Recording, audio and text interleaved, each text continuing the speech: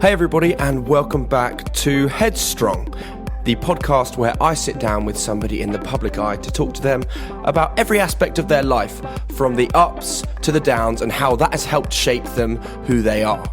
This is actually my penultimate episode of this first series, episode number 5. Next week I'll be finishing on episode number 6 with a super special guest who I will announce at the end of this episode. So be sure to listen to the end of the episode to find out who that is. Or alternatively, check us out on Instagram and Facebook and Twitter, and I'll be posting some artwork up there soon. So my guest this week is the incredibly talented and just simply wonderful person that is Laura Crane.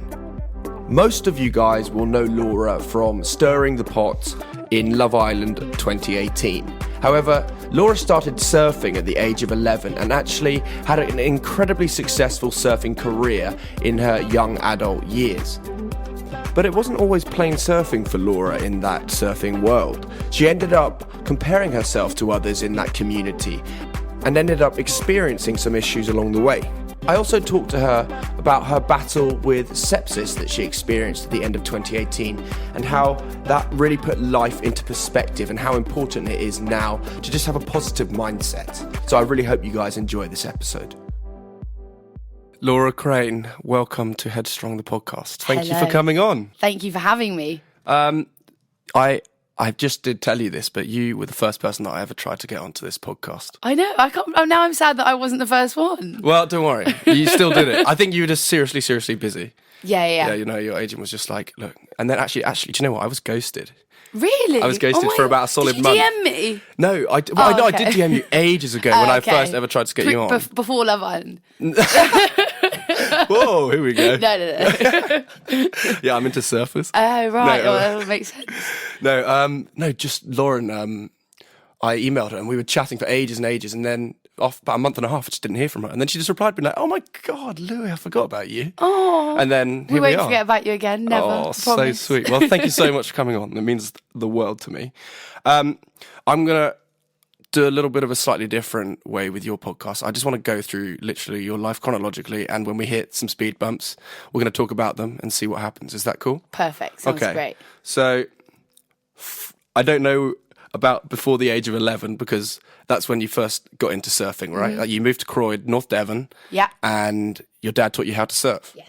That's pretty mad. That's pretty cool. Good dad. Great dad. Great dad. Wouldn't be here now without him. And so that was your first time ever surfing at 11? I actually surfed before that, so I think the first time that I'd ever surfed, I was actually born in Bristol, so we used to go to Devon every weekend. We had a little holiday home down there, so we used to go there every weekend.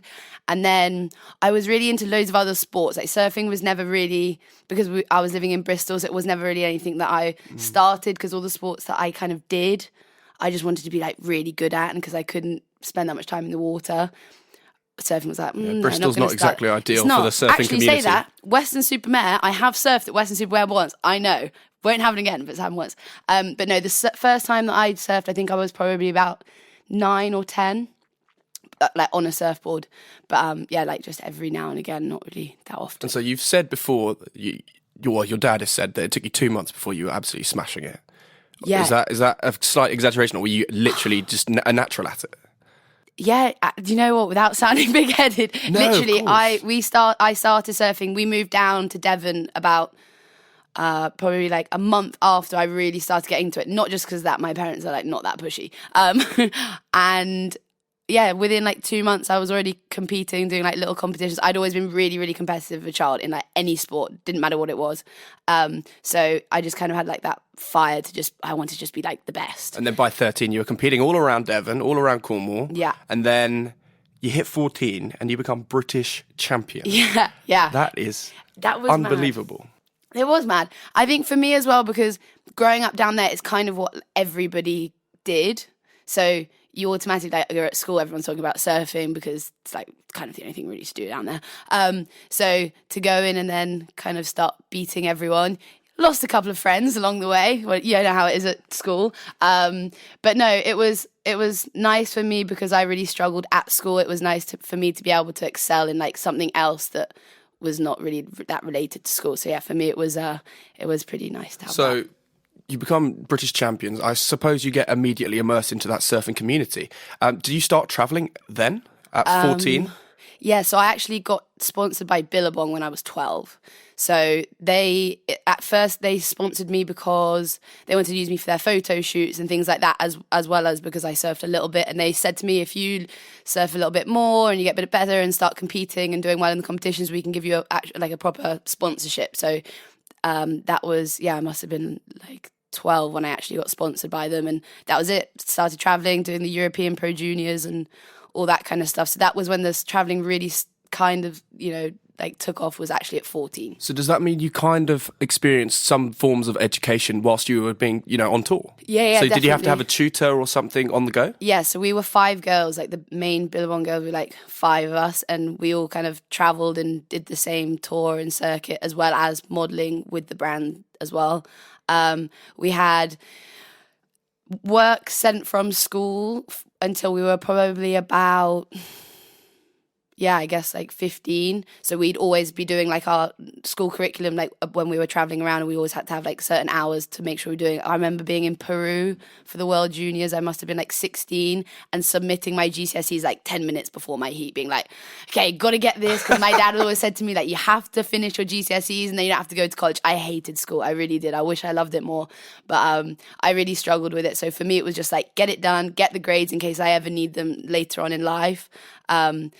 Really, really made sure that I got that's those quite done. a unique upbringing. And I suppose what is also unique is that atmosphere that you're being brought up in the surfing community, from what I know, is quite predominantly male, right? Yeah, definitely. So what was that like? How did that shape you as well? I think growing up and always just like wanting to be the best in my sports, I think you always kind of have that like fighting spirit. So growing up with literally 100 brothers that you travel the world with for like 9 months of the year, you become really strong. Like you become like a really strong chick. So I'm really grateful actually for it being such a male-dominated sport when I was growing up, because I think it's made me into the like person I am today and made me stronger in a lot of things that I've had to deal with growing up. So thanks to the boys for being just as mean to me as you would have if I was a boy.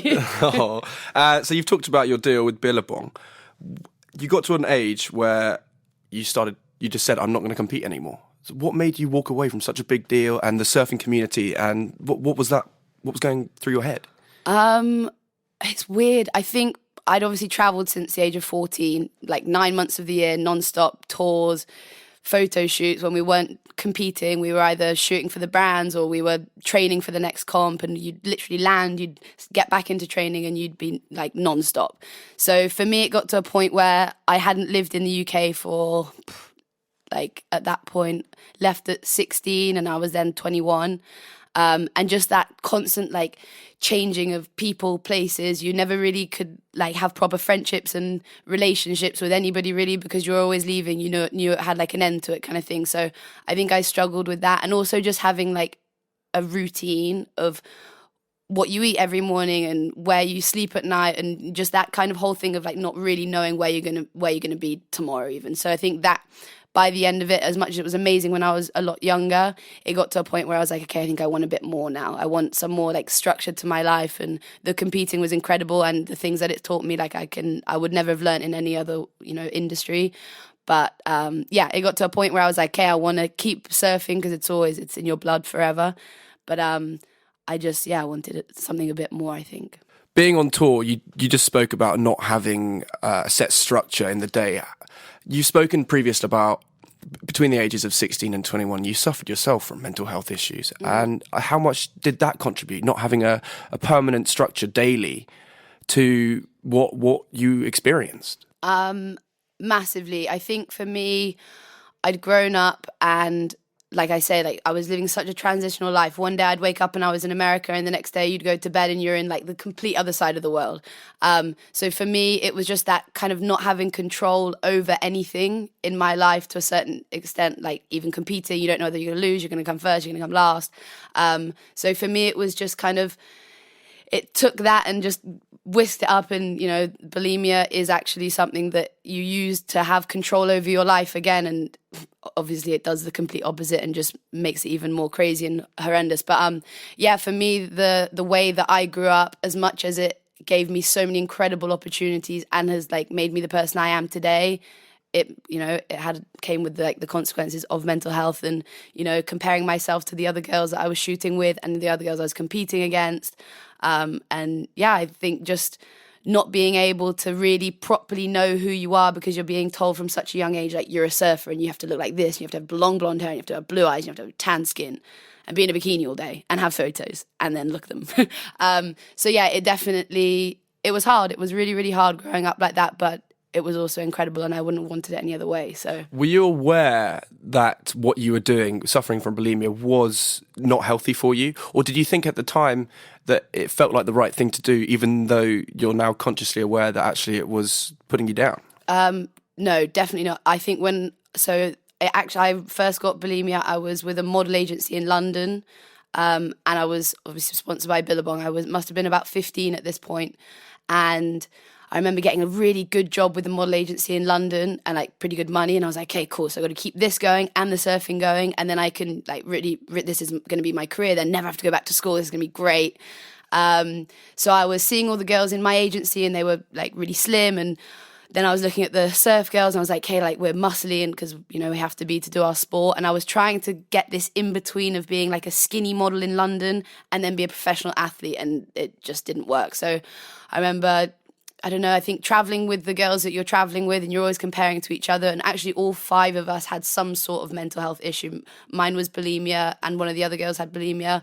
The other one had really bad depression and anxiety, and one of the other girls had anorexia. So I think it was that first kind of like age where you're changing and becoming like a woman, which is already hard enough. And then you also have been in the limelight since you're like 12 years old in your industry.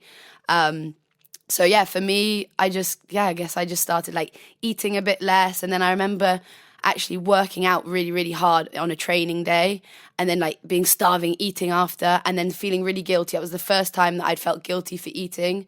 And then I made myself sick. And then I was just like, okay, I'll be sick a few times, try and lose a little bit of weight, and then I'll stop. But it's, you know, it's already a disease. Once you've done it once or twice, you don't come back from that, I don't think. Did it become a habit? Yeah, it became a habit, it became an addiction. It became something that I felt like was the only thing I had control over in my life, which is really scary and it's really sad. But yeah, that's how it kind of So what helped you get over that huge barrier and actually maybe got you to a point of being able to speak about it and then seek help as well? What was that? Do you remember when that happened and what that process was? Yeah, so I think so. Then I was 21. I'd lived in literally so many countries. I can't even name them all because it was too many. And at this point, I was then in Bali. This was the last place that I lived outside of Europe. And that was when I got really, really ill. And that was when it really became my life, the eating disorder. I was always thinking about like where I'm going to eat and how I'm going to be able to like be sick after. And it really, really took over everything that I was doing. And it got to a point where my parents then, I was so far away from them, you know, I think to a certain extent purposely so that they couldn't figure out what was going on. You kind of push everybody close to your way because you don't want to hurt them. You know, subconsciously you just push everyone away. So for me, it was in Bali and they kind of were seeing photos and catching on, and a couple of friends actually ended up messaging my parents and being like, she needs to come home. And that was, Dad called me, he was like, you're on the next plane and we're sorting this out. And my family are incredible. My parents are so amazing. And I wasn't even ready to talk about it at that point, but I knew that I didn't want to hurt them anymore. And I think that was, for me, was the moment I got back to England. My dad sat on my bed and he's not a very emotional man. We're very similar in that.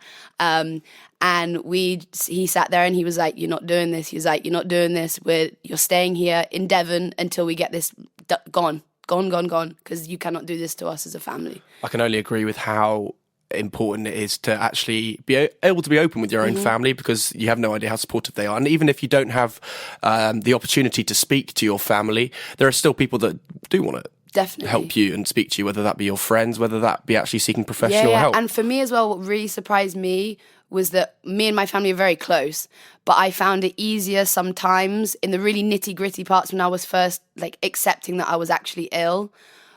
I found it a lot easier to speak to somebody else that was not connected to my family, or not connected in any way to me, didn't know anything about my life or how I'd grown up or anything like that. I went and spoke to a therapist actually, and it was weird because she kind of like told me that I'm okay, like you're good, don't freak out too much. You've got this problem that we're gonna sort out. And as soon as it was like we rather than just like you, I felt like I had like a team around me, like I was like, okay, like we're doing this now, like we're gonna do this together. It's not just me on my own, because alone I felt like I was never gonna kind of beat it, I guess. Are there any particular techniques that helped you get through those moments, get over it mentally as well? Because obviously it's a physical suffering as well as a mental suffering, in both regards. So is there anything that you remember chatting with your therapist, or in particular, maybe it was exercise for you actually being a professional athlete? I didn't know whether that maybe helped. Is there anything that you remember doing a lot that really helped you get over that? I started reading. I'm really dyslexic, like bad. That's like one of the reasons I really didn't enjoy school. But I read so many self-help books, and I knew that I had to go really deep within myself to fix it. I knew that it was something that I had created, by the way I'd grown up and the life that I'd live. I knew that I had created it, so I knew that I could make it right. And the self-help books were incredible because I think you can make them your own. Sometimes when you speak to a therapist or something, they try and tell you what they think you should be feeling or you should be thinking. Whereas with the self-help, they give you kind of a vague like story to like lead you, and then you make it your own from there, which I mean, every person is different. You're allowed to interpret it in every single way. Exactly. Or your own way. Yeah, definitely. But obviously sport for me is a massive thing. It's something that I've always used as like a drug. Like it releases endorphins and I feel amazing when I do it. I had to be careful because at the time when I was trying not to be sick, I had to make sure I wasn't trying to compensate for the eating with over-exercising. But at that point, I really wanted to get better. So for me, that wasn't much of an issue. How important was it for you to say to yourself, because you talked about earlier about being, wanting to be this skinny girl at a model agency, but also maintaining this athletic body. How important was it just to go, do you know what, I am me, I'm happy to accept who I am? Because obviously you've spoken about before that you maybe because you surf, you've got broader shoulders than perhaps your model. But how important was that to accept that? And you were just like, you know what, I can be happy like I am right now without having to do any of this stuff. That took the longest of times. I'm sure you're still learning as well. Yeah, for sure. Oh, I learn more things about me every single day, which is exciting and awesome, and I love that.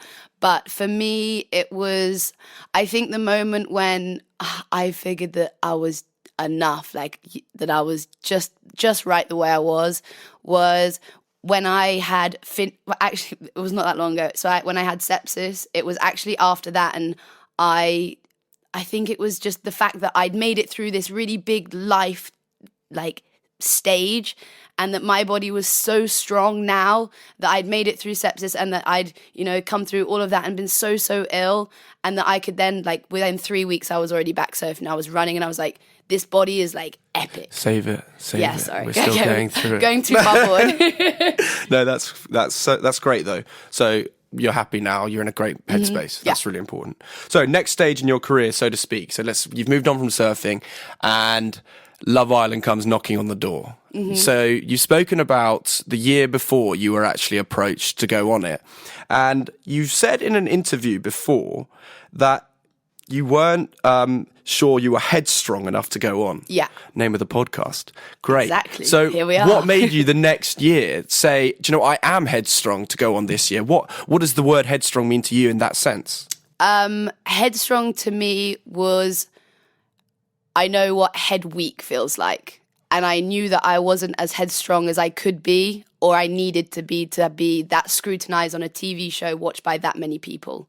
So for me, it was never like a dream or an aim to go onto Love Island, but it just became something that, perfect timing ended up coming about, and I'd finished my competitive career, and I think I was seeing the impact that this show was having, and it looked like loads of fun. So that was, a first thing that was great. And also I was seeing the impact that this show was having and how it was changing people's lives. And I wasn't sure whether at that point it was in a necessarily good way. So I think for me, I kind of stood back from it that year and was like, you know what, I'm not ready to put myself there yet because I don't love myself enough. Like, I need to go in there and know that no matter what anybody says about me when I come out of there, that I know that I'm happy just as the way I am.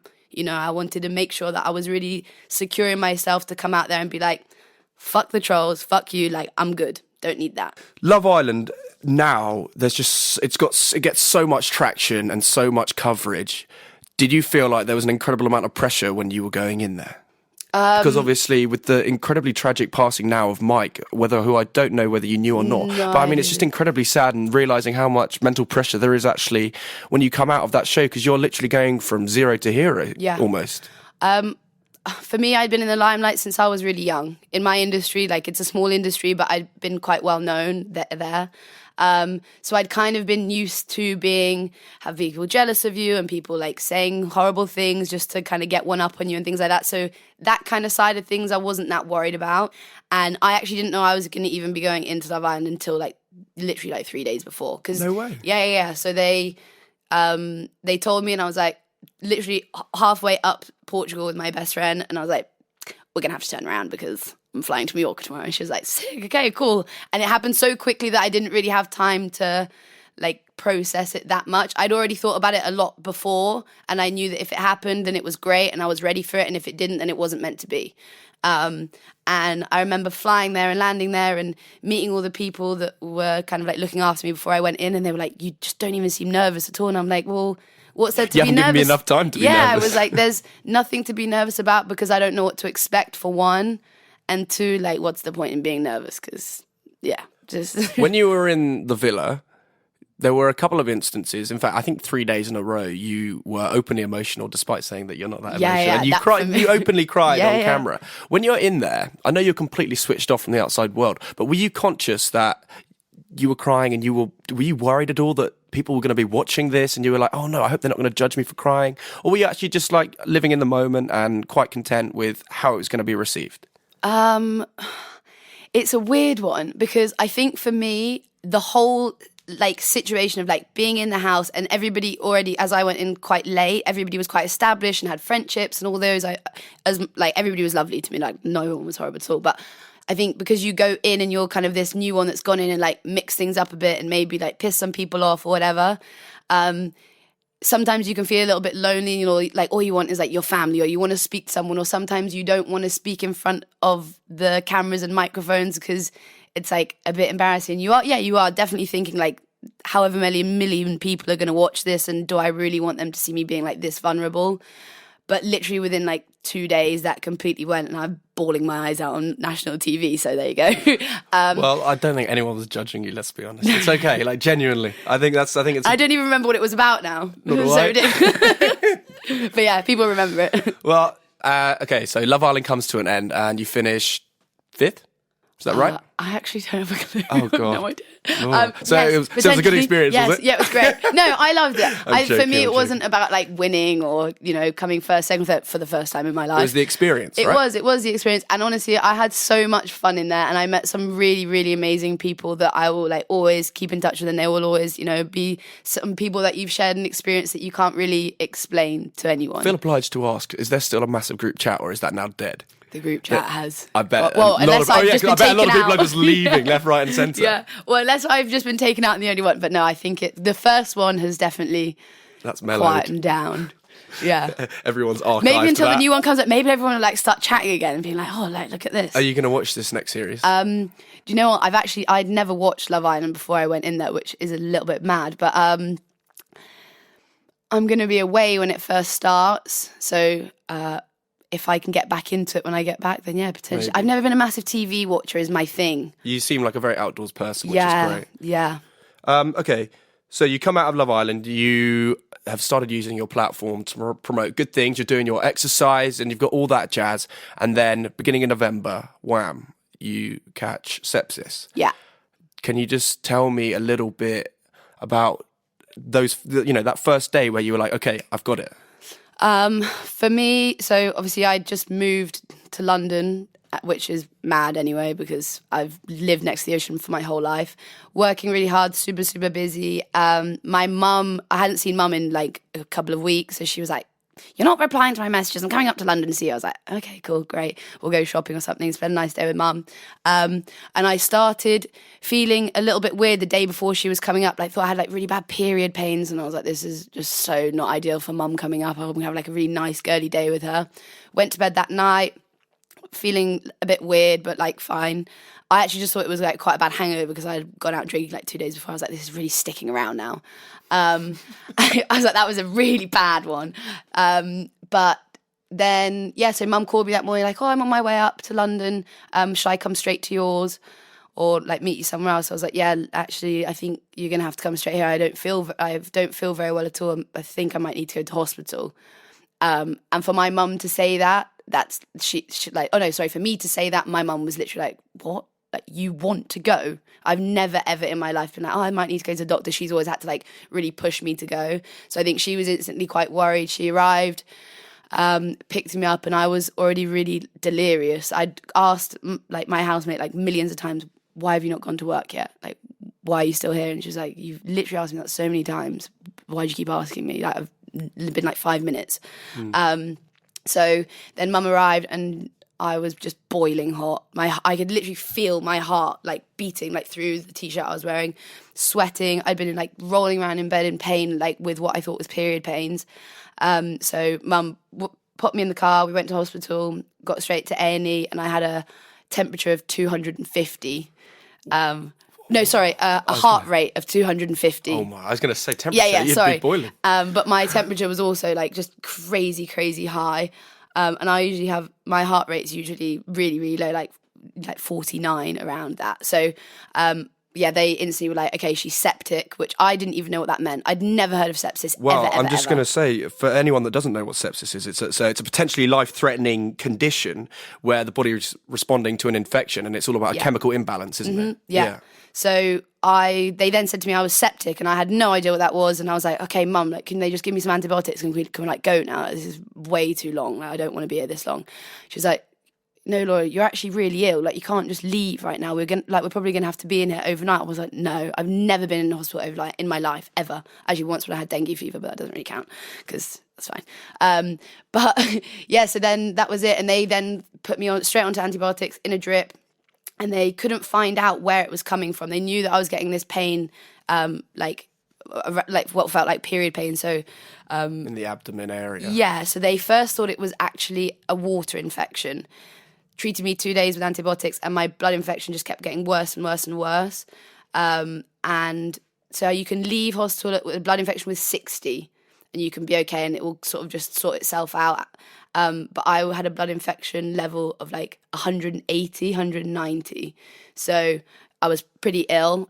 Took them like 4 or 5 days to actually figure out where it was coming from. So I was on 3 different sets of antibiotics, and then they figured out where it came from. And yeah, ended up having to have an operation. But then I was fine. You got through it. It was a really dark time, I'm going to be honest. Like, it was hard for me to be sat down for that many days. Yeah, so you're in the hospital for 10 days. How much did that start affecting you mentally? Because obviously, or were you actually so switched out of it as well? Because I suppose those first few days, you don't literally know what's happening. Because one of the symptoms of sepsis is you're quite delirious. Yeah. And you don't really have a concept of time and what's going on. It was really weird. I actually thought it was really funny, which is so ridiculous. But because I didn't know how bad it could be, and I didn't research it. I wasn't going to go on Google and start Googling sepsis because that's just, you know. Well, if I start Googling symptoms of a headache, I know I've got about 10 minutes to live. Yeah, exactly. Well, that's. So I was like, I'm not going to Google it. Mum, don't Google it. Don't tell me. I don't want to know, kind of thing. Mum has a medical background anyway, so she knew how bad it could be. So I think once you realised that mum was concerned, you knew the severity of it. So I think maybe the joking stopped. Yeah. And you just you say that, but also not, because I think for a lot of like my life, when things have gone wrong, like traveling or missed flights, my like coping mechanism, just joke about it because there's nothing you can do. There's really nothing you can do when you miss a flight. This was a little bit more serious than missing a flight, I will admit. But yeah, it was hard. It was really, really hard in there in the end. Did it affect your family much? Because obviously you've talked about how important it is having your family support you through the first stages of your mental health suffering. But then obviously, I don't know, when you realise that this could be potentially life-threatening, it might... Did your family feel a little bit of a weight on their shoulders as well of trying to support you through it and keep you positive and get you through that tough stage? So I'm usually like a pretty like headstrong person after the bulimia and after the eating disorder and things like that. And also the competing, like my competitive background makes you so headstrong because you just have to like get there and you have to like put it on. So for me, it was actually really scary because it was the first time in a really long time where I felt really mentally weak. And I remember being in the hospital, it was probably like day 5 by this point, and I knew I was really ill. And I could feel that I was really weak and I couldn't do things that I would usually be able to easily do. I was in a lot of pain. And that was the time when I started just crying. I cried and I cried and I cried for days and days and days. I wanted to leave. One minute, I was like, Mum, discharge me. Like, I cannot stay in here anymore. Like, it's making me go crazy. Like, it was so hard for me to just be sat still in a hospital. I never thought I was going to ever be the person to sit in a hospital bed for 11 days. It just shows that it can happen to anyone. I'm telling you, like, as far as I know, I was one of the fittest and healthiest people that I really knew. You know, I'd spent my whole life doing sport and like that. And the thing is, with sepsis, the healthier you are, the quicker the blood pumps around, and the quicker the quicker the infection can spread. Exactly. Yeah, so quite. For me it was hard, and definitely Mum. Obviously, we were in London. My brother and my dad are in Devon, so family split, and we're a really close family. So did they all come up? Dad and my brother were going to come up, and because I was like, I just really want to deal with this, and I almost didn't want anybody to see me that ill, which was really weird. But they were on the phone all the time, and I think for me, if they had come to hospital, I don't know why, but I had this thing. If my dad and brother came up to London to see me in hospital, it was almost like I was that ill that like they thought it was like a goodbye or something. And my whole thing, after day 5, I really sat in bed that night and I thought, okay, you've dealt with a career of competitive sport, and now you've dealt with bulimia and like got better through that. Are you really going to let sepsis beat you, like something that your own body's created? So you actually started switching your own mentality. So I then used the things that I'd used in my like bulimia, like getting better for the bulimia. I then started to use in the sepsis recovery. And it was so weird. I remember like being really angry at the nurse, like, why can you not find out where it's coming from? Why can you not figure out like where the infection is? Because at this point I was still getting worse. And the day that I decided to like stop and like change my thought process and be like positive and like smile at everyone in the room and like be really nice to the nurses and really like nurture myself. I even that day like got up for a little walk. I went outside, even though you're not really meant to, but I did anyway. Needed to like do things that were making me feel better. And that day they figured out where it came from. So, and I don't know if that's like just luck or, coincidence, but that's what happened. So the thing that has always seemed to help me through all of the really dark points, once again, like my positive mental attitude did it again. That's really, really great to show that you've actually got you are literally headstrong in the sense that you were able to change your mentality. And I'm just saying it's not everyone can do that, because obviously you've been put through the paces a little bit with your career, your upbringing, you've travelled all over this place. Not everyone can do it, but I think if people can take a leaf out of your book and maybe say, actually having a positive attitude, approaching something is far better than going in saying, oh, this is not good. For me, I remember, so when the self-help book that I read for the, when I was recovering from bulimia, I remember them talking about like disease and how it is a dis-ease in your body, and how they were saying that you can create them mentally, like in your mind. And I was thinking, maybe I've created this because I've like been in London in a really new environment. I'm away from the ocean. I'm not living my usual like just wake up, walk on the beach, go surf, like that kind of life. So then when I came out, I really made sure to enjoy London for what it is. It's very different to what I'm used to, and it's something that I'm still getting used to even now. But it's just like little things like going and finding a little green space if it's in like Putney or in Richmond, and like these little like making the best of what you have in that moment. Like I'm here for a reason. I'm here to, I'm not just in London like for the fun of it, So for me, it's just making sure that no matter where you are in your life, you're always making the most of it and looking at the silver linings, not looking at the negatives. Well, it's so great that you actually made it through that, and that you're now fully healthy. Yes, and you're enjoying life to the full. Yeah, you're filling your time. But what are you doing at the moment? What are you filling your time with at the moment? So currently, I am surfing, not as often as I would like, but I'm going to Bali in a couple of weeks, so that'll be nice.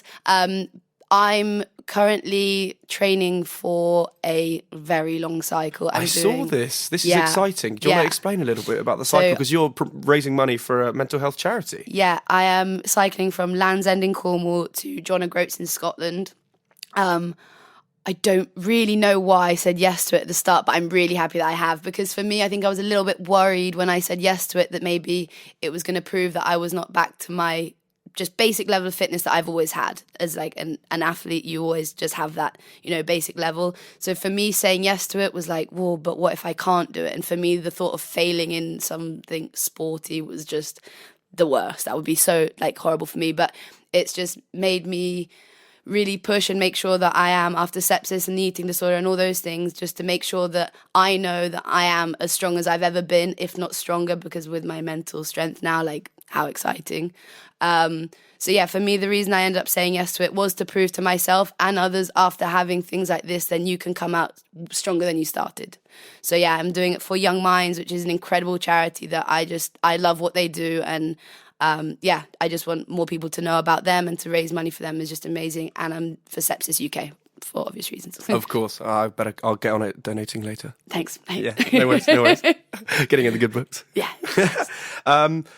That's pretty awesome. Also, with your fitness as well, I've got to mention you're starting a YouTube channel, which is massive. Do you want to explain a little bit about that? Yeah, so it's awareness for mental health and how sports can help you with your mental health. For me personally, like it saved my life. It's something that when I'm having a really, really bad day and I'm really, really sad or I'm really, really down, I can go for even like a 10-minute walk. It doesn't have to be like a crazy 100-mile cycle like I've been doing here and there.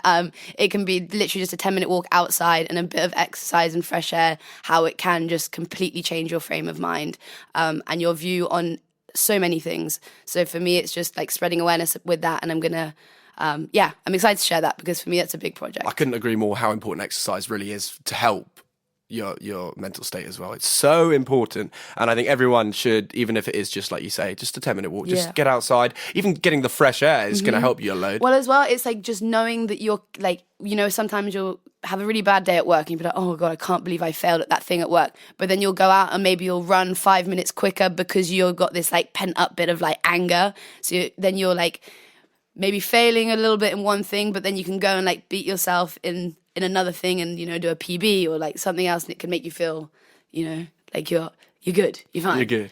Okay, I have one final question. I ask this to every single guest that comes on. I asked 2 questions. One of them is, what does Headstrong mean to you? I feel like we've covered that.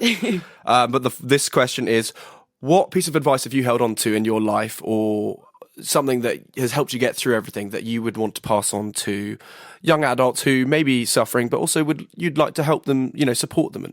So what piece of advice would that be? Good question. To work on yourself, to keep working on yourself. No matter how headstrong you think you are, you can always keep working on yourself, and you can always keep improving how headstrong you can be.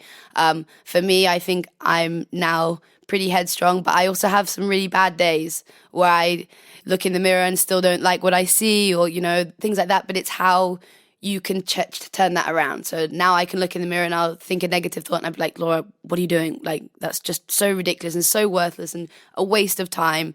And then that will be a sign to me that I need to work on that little aspect a little bit more, because I'm still struggling with it. So it's just to kind of listen to yourself, and the negative thoughts you're having, they mean something, but not what you think they mean. They mean that you need to work on that little aspect of yourself to better yourself.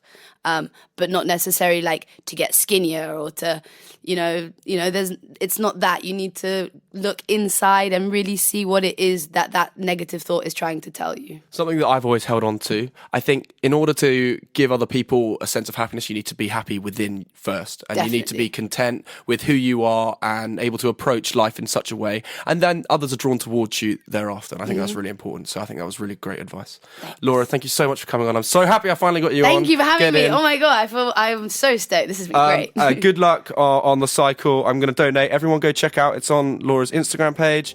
Yeah, and also go check out the YouTube channel, because we're going to be doing some fit things. Not me, sorry. Yes. Well, actually, we'll get you on. That'll be sick. Done. Thank you so much. Nice. A huge thank you to Laura Crane for coming on to the podcast for this week's episode of Headstrong. I think we can all agree that Laura has got an incredible amount of energy, and I think she's had such an incredible life as well. She's clearly gone through a lot of things that have made the person that she is today, who is so positive and simply wonderful to spend time around. As I said to you guys at the beginning, this is my penultimate episode of Series 1, but I will be coming back hopefully at the end of 2019 with a second series with some incredible guests just like this one. My final episode, episode 6, is going to be with blues singer Simon Webb. So please do come and tune in next week, Wednesday at 7 a.m. when the episode will be going live on Apple Podcasts and Spotify. Be sure to check us out on Instagram, Twitter and Facebook. Please rate us, subscribe, let all your friends know as well, your family. It's always great to get the word going around about this podcast, sharing the love and sharing the positivity that comes with being headstrong. A huge thank you to Laura's agent, Lauren, who finally replied to me. Thank you. To Jack Graham Thomas, who edits the podcast, to Cozzy, to Harry Neal, and of course to you guys who constantly come back and listen to this podcast. It means so much to me. Thank you so much. And let's hope that I can keep you guys going on a path to becoming headstrong.